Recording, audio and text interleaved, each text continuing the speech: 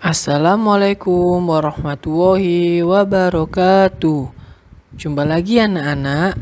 Bagaimana kabarnya hari ini? Bagus semua ya, sehat-sehat semua ya. Alhamdulillah. Nah, untuk hari ini kita akan membahas tentang tema 3, subtema 1, muatan IPA. Nah, mohon disimak baik-baik ya.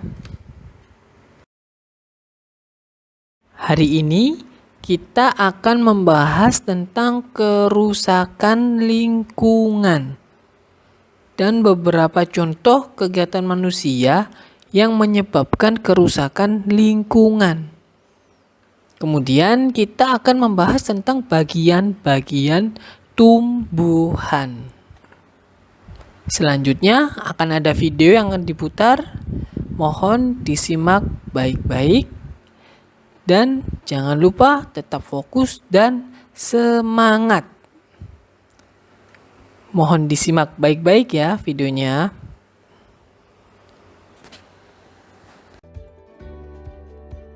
Yang akan kita bahas hari ini, yang pertama adalah kerusakan lingkungan. Manusia berinteraksi dengan sesamanya dan juga dengan lingkungan. Kerusakan lingkungan merupakan salah satu bentuk interaksi manusia dengan lingkungan yang tidak seimbang.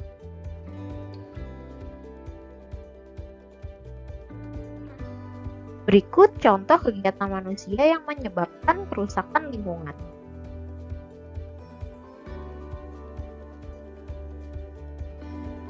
Yang pertama ada membakar hutan.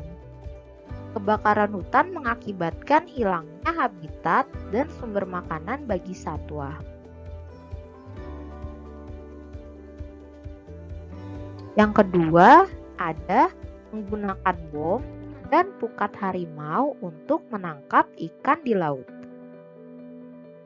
Menangkap ikan menggunakan bom dan pukat harimau mengakibatkan rusaknya terumbu karang dan kematian hewan laut lainnya.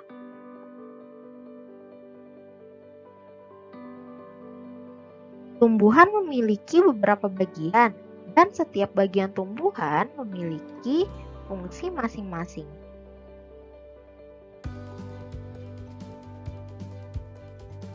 Nah, materi yang selanjutnya akan kita bahas adalah bagian-bagian tumbuhan dan fungsinya.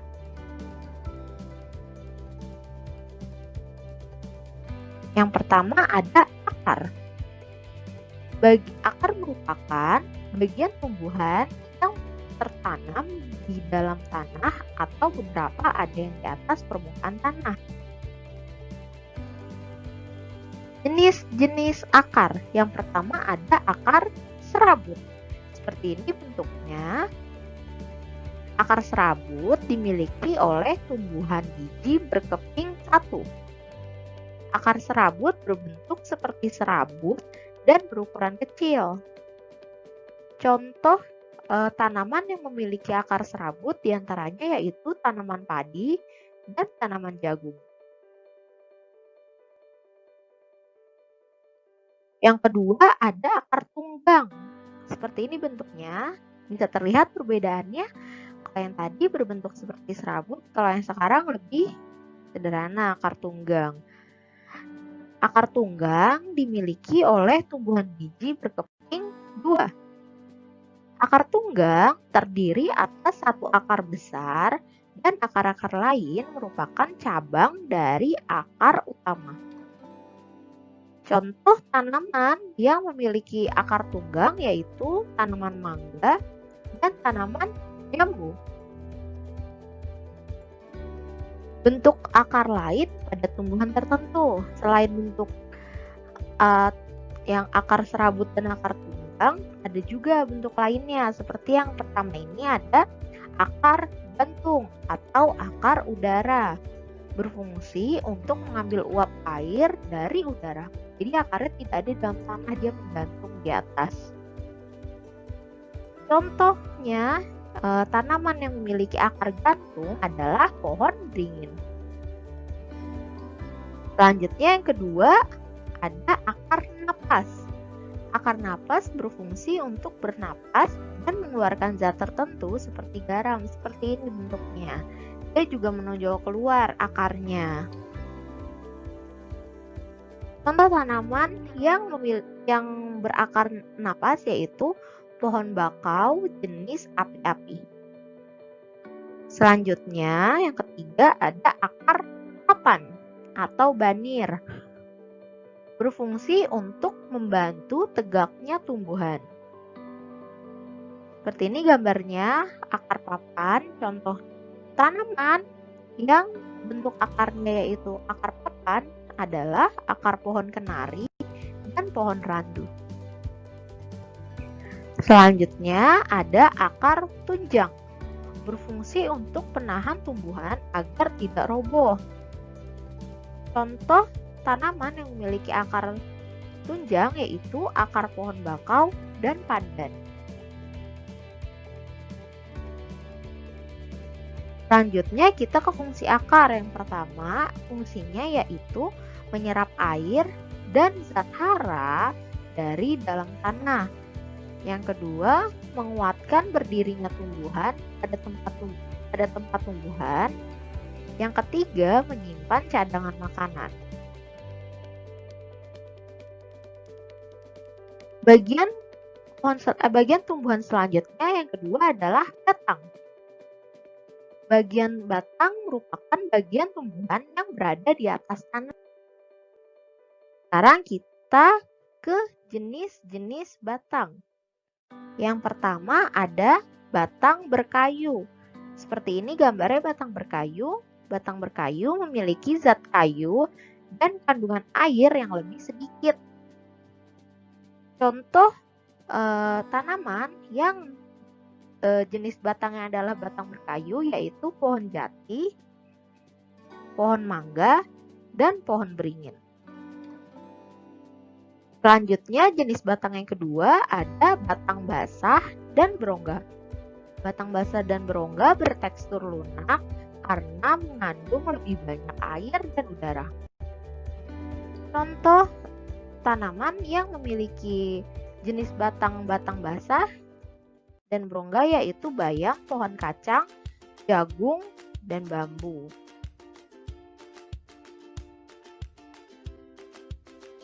Lanjut kita ke fungsi batang. Fungsi batang yang pertama yaitu menyalurkan air, zat hara, dan zat makanan ke seluruh bagian tumbuhan. Yang kedua, tempat tumbuhnya daun, bunga, dan buah. Yang ketiga, tempat menyimpan cadangan makanan pada beberapa jenis tanaman tertentu, misalnya tanaman tebu. Lanjut ke bagian tumbuhan yang ketiga, ada daun. Daun merupakan bagian tumbuhan yang berbentuk lembaran dan tumbuh pada cabang-cabang batang.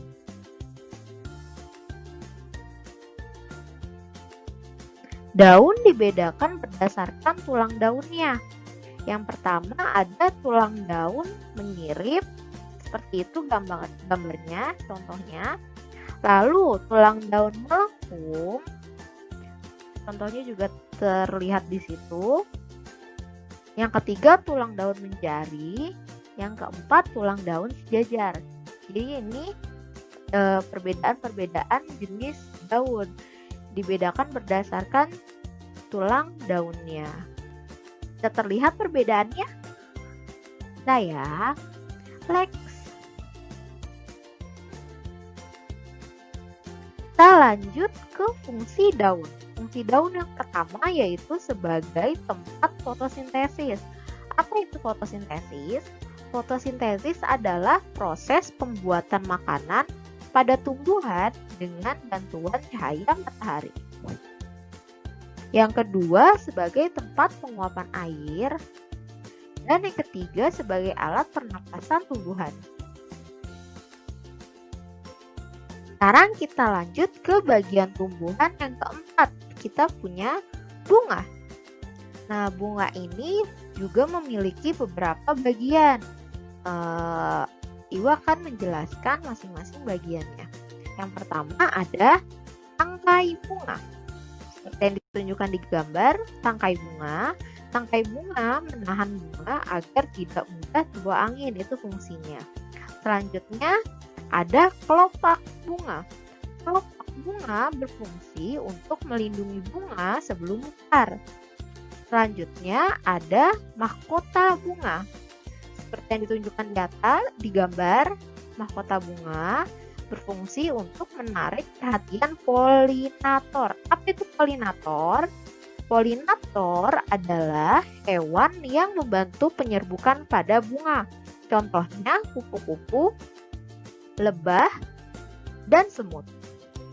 Lalu yang selanjutnya ada putik. Putik itu merupakan alat reproduksi betina. Dan selanjutnya yang terakhir ada benang sari. Benang sari merupakan alat reproduksi bagi jantan. Untuk lebih jelasnya, silakan perhatikan gambar berikut. Masih bagian bunga ya, kita ingin menunjukkan bagian-bagian bunganya. Ini tampak jika sudah terbelah. Kita punya dasar bunga, bakal biji dia ada di dalam, lalu ada daun pelindung, ada bakal buah, tangkai putik, kepala putik, nah itu kepala sari, benang sari, dan mahkota. Ini gambar yang lebih jelasnya. Jika tampak dalam, kalau yang tadi kan tampak luar, kalau yang ini tampak dalamnya. Selanjutnya,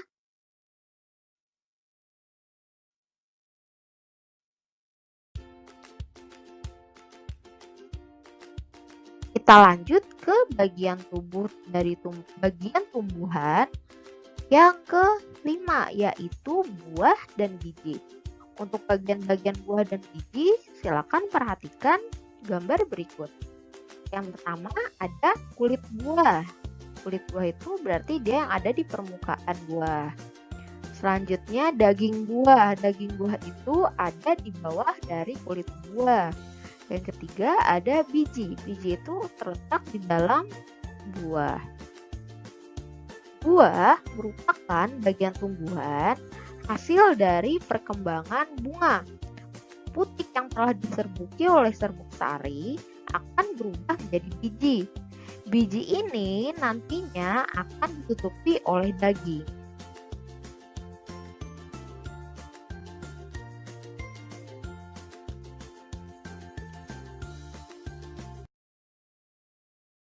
Alhamdulillah, kita sudah sampai di penghujung materi. Semoga materi tentang kerusakan lingkungan serta bagian-bagian tumbuhan bisa bermanfaat bagi anak-anakku sekalian. Nah, sampai jumpa kembali di materi selanjutnya. Wassalamualaikum warahmatullahi wabarakatuh.